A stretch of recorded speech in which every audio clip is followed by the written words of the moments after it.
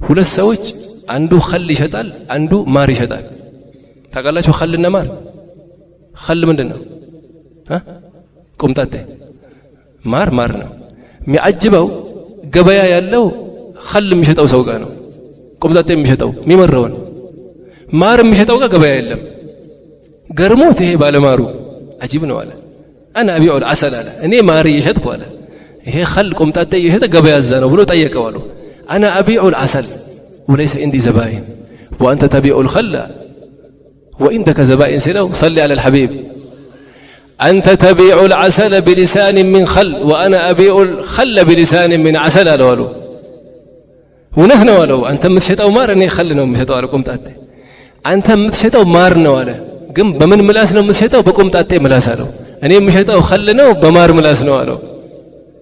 አይያለን አላህ ሰው አላህ ያርገን ሴቶች ቀልባቸው የምታገኘው በጆሮአቸው በኩል ነው ሰለ على الحبيب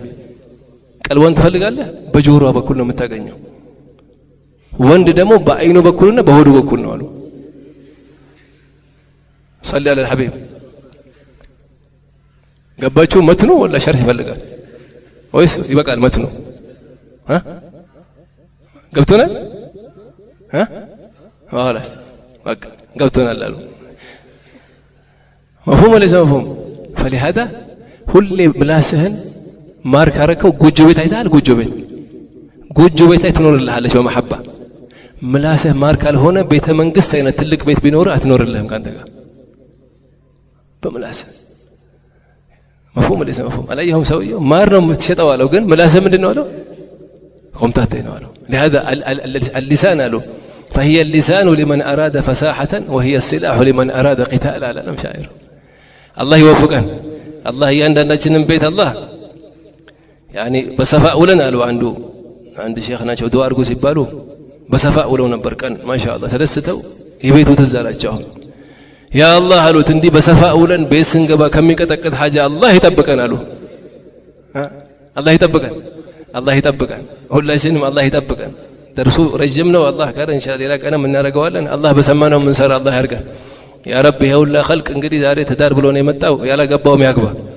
ያላገባውም ተقي ነقي የሆነች الله የምትፈራ